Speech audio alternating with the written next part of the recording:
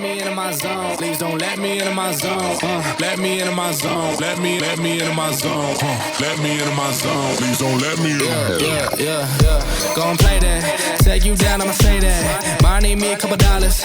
Telling you now this payback. So I take that.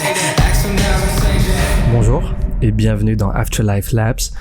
Vous écoutez le troisième et dernier chapitre qui clôture l'épisode WeWork, l'entreprise qui loue des bureaux de coworking.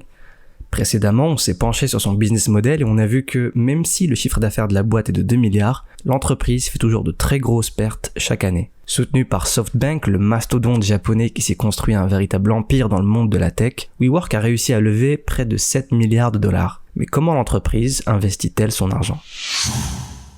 Non, les pertes nettes de WeWork ont atteint 1,9 milliard de dollars en 2018, en hausse de 103% par rapport à 2017. Ces coûts exorbitants résultent de la trajectoire d'expansion très agressive de WeWork. La société a presque doublé sa présence au cours de la dernière année. Par conséquent, les coûts les plus importants de WeWork sont les engagements de location, estimés à 16 milliards de dollars que la société a pris jusqu'en 2023, ainsi que les coûts de rénovation et de construction qui vont avec. La société semble suivre le modèle d'Amazon, concentrer ses efforts sur la mise en place de son infrastructure et l'omniprésence de sa marque. La question de la rentabilité se posera ensuite dans un deuxième temps. Concrètement, au moins un site WeWork est rentable. C'est le site de la Moore Place à Londres qui a atteint une marge bénéficiaire d'exploitation de 2 millions en 2017, en hausse de près de 450% par rapport à l'année précédente. L'emplacement a été ouvert en 2015 et c'est le plus grand site européen de WeWork avec une capacité de 3000 membres. De manière générale, les engagements de location restent le coût le plus important du bilan de WeWork. En juin 2019, WeWork avait des obligations de location totalisant 16 milliards de dollars. Alors, en période de forte croissance économique, les engagements de WeWork en matière de location ne posent pas de problème, car l'entreprise peut raisonnablement s'attendre à ce que les taux d'occupation restent suffisamment élevés pour couvrir les dépenses. Cependant, si une récession venait à se produire, et on sent tous que ce scénario n'est pas si lointain, WeWork pourrait se retrouver avec des factures à 9-0 sans pouvoir les assumer. La société a pris plusieurs mesures pour réduire ce risque, notamment en ciblant davantage de clients entreprises et en passant de contrats de location à des accords un peu de cogestion. WeWork a également acheté plusieurs immeubles. En 2017, la société a annoncé la signature d'un accord portant sur l'achat du célèbre immeuble Lord & Taylor à Manhattan. Cette transaction a été conclue en partenariat avec la société de capital investissement Rowan Group. Pour ce coup de Monopoly, l'entreprise a lâché un petit billet de 850 millions de dollars et les coûts de rénovation de cet espace dans le style caractéristique de WeWork avoisinent un extra 200 millions. Alors, est-ce bien raisonnable, par contre, pour une entreprise en manque de cash ? Ensuite, après les engagements de location, le deuxième centre de coût le plus important du bilan de WeWork est la construction des sites eux-mêmes. Comme l'explique son chef d'exploitation, Arthur Minson, « This is a business where scale matters. We're building a global supply chain capabilities which allows you, frankly, to build cheaper than anyone else out there.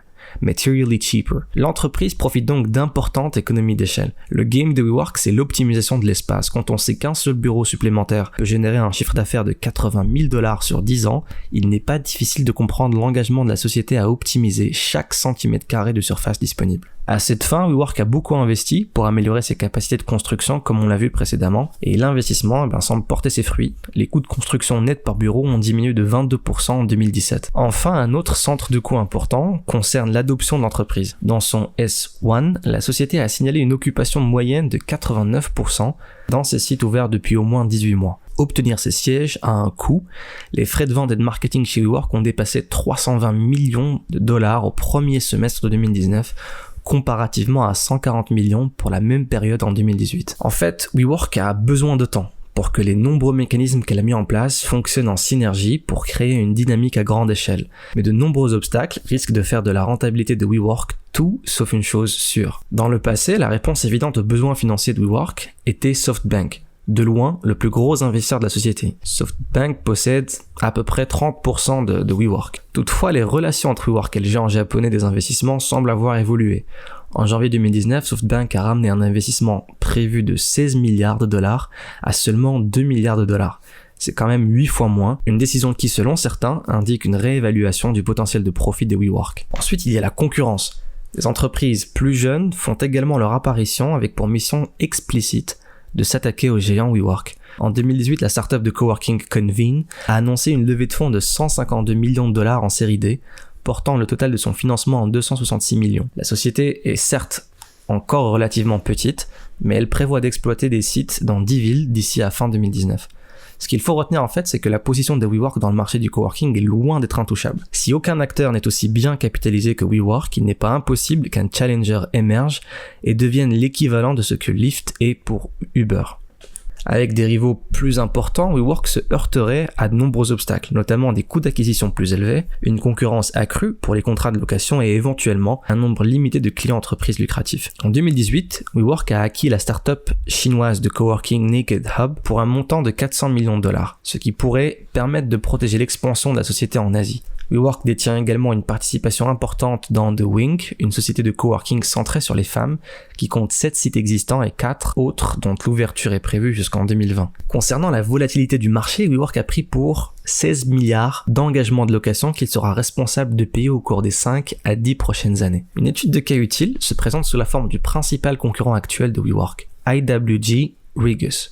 Regus a été lancé à la fin des années 80 et s'est développé rapidement au cours des années 90. Donc on voit bien que le concept de société immobilière qui se spécialise dans le coworking n'est pas un concept nouveau, c'est un concept qui date même des années 80. Toutefois, à la suite de la bulle internet et de la récession qui a suivi, la demande d'espace de travail s'est effondrée et Regus a déclaré faillite en 2003. La société a mis beaucoup de temps à rebondir après ce ralentissement. Selon le Wall Street Journal, Regus a mis 12 ans pour revenir à son prix d'introduction en bourse de 2000, alors même que l'entreprise a multiplié ses locaux par 6. Alors, quel est le futur de WeWork ? En janvier 2019, la société a annoncé qu'elle avait officiellement changé de nom pour devenir The We Company, avec une mission autoproclamée assez pompeuse et déclamatoire, Elevate the World's Consciousness. Mais tant au sujet de la société, de la rentabilité de sa principale activité de coworking, à la viabilité financière de ses nouvelles entreprises, jusqu'à sa capacité à générer de la valeur pouvant justifier cette valo de 47 milliards, reste totalement hypothétique. Alors j'ai rassemblé mes notes il y a assez longtemps pour proposer une petite synthèse sur WeWork, mais les choses bougent vite. Alors je ne peux conclure sans rebondir sur l'actualité de l'entreprise qui a été extrêmement mouvementée. Une série d'événements s'est enchaînée à vitesse folle et a détruit la confiance du marché en WeWork. L'opération d'IPO a été avortée et la valo de la boîte a été revue à la baisse, de 47 milliards à 10 milliards, rien de moins. Il y a eu un gros désaccord sur le style de direction entre Newman et Masayoshi Son, le président de SoftBank qui a injecté 10 milliards dans l'entreprise, et du coup l'entreprise sera à court d'argent d'ici le deuxième trimestre de 2020. Elle doit lever des fonds plus vite et ralentir son expansion afin de consommer moins de trésorerie. Mais les packages de financement de la dette qu'elle peut signer vont être plus coûteux forcément. Ces bons ayant été downgradés par exemple par Fitch à CCC+. L'entreprise a besoin de cash frais, mais les portes se ferment les unes après les autres. Il semblerait aussi que son ex-CEO Newman avait acquis tellement de pouvoir qu'il en est devenu sourd au feedback des autres. Il décourageait fortement les points de vue orthogonaux aux siens. Il se serait désengagé de ses activités quotidiennes en étant moins regardant sur les détails et moins rigoureux. Il visitait moins souvent les différents sites de WeWork par exemple. Et souvent, quand on en arrive là, les CEO préfèrent s'engager dans des deals risqués pour faire illusion. C'est ce qu'a fait Newman en investissant entre autres deals sans beaucoup de sens, 32 millions dans une entreprise de snacking, créant ainsi une grosse confusion au sein de son équipe d'invest. WeWork serait également allé beaucoup trop loin dans sa vision. To elevate the world's consciousness, ça a irrité beaucoup d'entre nous la première fois qu'on l'a entendu ou croisé. Ça manque d'authenticité, on se perd dans quelque chose de mystique qui aurait eu beaucoup à gagner en se basant sur les drivers fondamentaux de l'entreprise. De manière générale, une entreprise doit tempérer sa vision avec du concret. Facebook par exemple a changé de mission de Open and Connected à Build Community and Bring the World Closer Together. Facebook a réalisé que notre société ne veut pas juste des connexions et de la transparence, mais des communautés saines et cohésives, ce sur quoi l'entreprise peut influer. La clé, encore une fois, c'est l'authenticité. Mais je m'égare un peu. Pour faire face à cette tornade et cet emballement médiatique, et pour préparer une nouvelle tentative d'IPO, plusieurs mesures d'urgence ont été prises. Pour remplacer Newman, WeWork a annoncé 2 nouveaux CEO, Artie Minson et Sebastian Gunningham.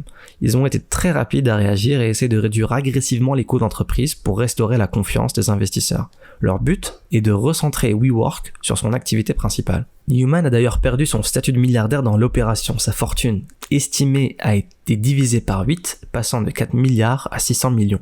WeWork va vendre 3 entreprises dont elle a fait l'acquisition récemment, son business de management de bureau, Managed by Q, son service de networking dont on a parlé, Meetup, et son agence marketing, Conductor.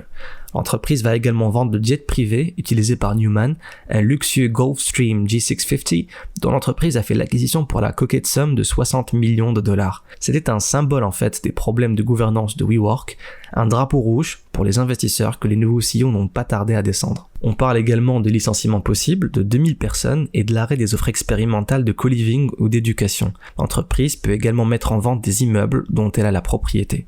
Alors quelle leçon retenir de tout cela? WeWork a grandi très rapidement, mais croissance ne signifie pas toujours profit, et parfois croissance cache même de nombreux problèmes. Attention aux entreprises qui survendent leur côté tech. WeWork n'a eu cesse de rabâcher que ce n'était pas une entreprise immobilière mais une entreprise de technologie, pour balayer d'un revers de main les comparaisons avec Regus, son premier adversaire présent sur 6 fois plus de sites, mais dont la valo n'est que de 4 milliards. Il semblerait que les premiers investisseurs comptaient sur l'IPO pour se décharger de leur bague et faire un exit. Alors il va être très intéressant de suivre cette saga de près et de voir si les nouveaux dirigeants vont réussir à redresser les finances de WeWork et rendre son business model moins exposé en cas de retournement économique.